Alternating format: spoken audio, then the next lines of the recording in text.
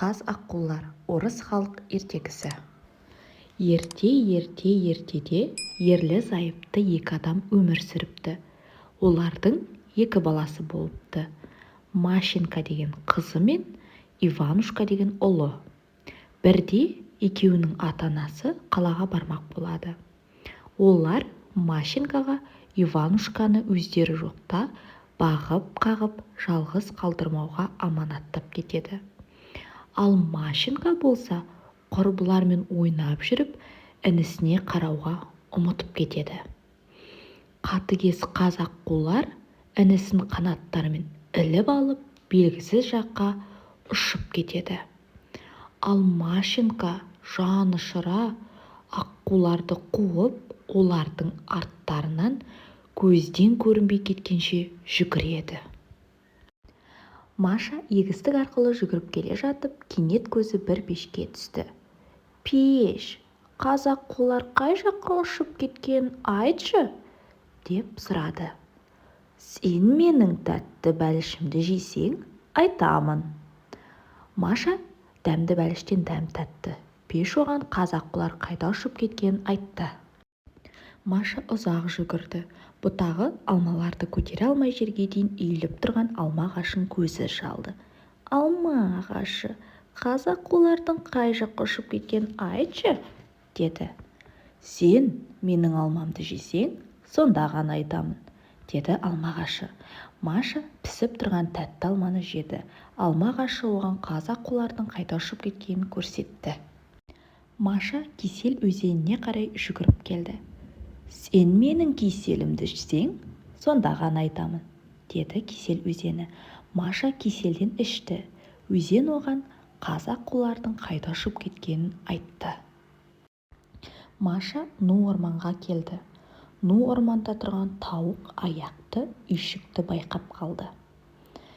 «Менің інім Иванушка осы жерде ме екен? Кәне, көрейін», деп ойлады Машенька. Үйшікке кірді. Үйшік ішінде Иванушка гүлдермен ойнап отыр екен. Ал оның жанындағы төсекте қорқынышты жалмауыз кемпір ұйықтап жатыр. Машенька інісін жетелеп қаша жөнелді. Оларды қаз аққулар байқап қалды. Қаздар жалмауыз кемпірді оятты. Ал жалмауыз кемпір болса шошып оянып кетті де сыпыртқысын ала сала Машеньканы қуа жөнелді. Машенька мен Иванушка өзенге дейін қашып келді. «Өзен, бізді қатыгез жалмауыздан жасыршы», деді. «Менің жағалауымның астына кір». Машенька мен інісі жағалаудың астына кіріп тығылды. Ал өзен олардың үстін көк шөппен жауып қойды. Қаз аққулар болса өзеннің үстімен ұшып кетті.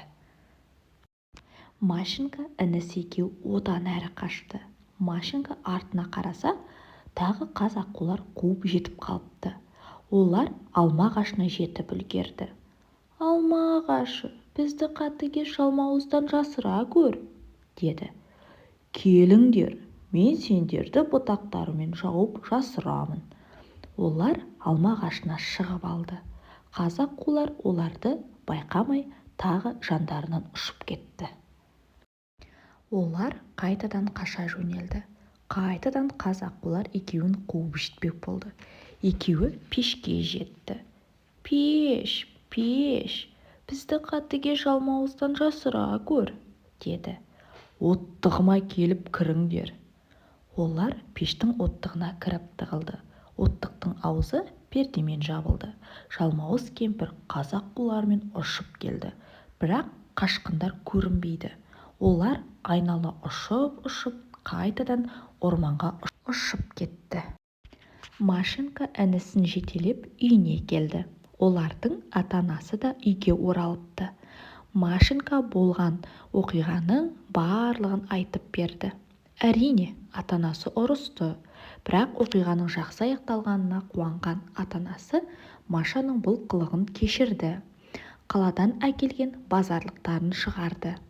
Иванушкаға тәттілер, ал Машаға жаңа көйлек әкеліпті.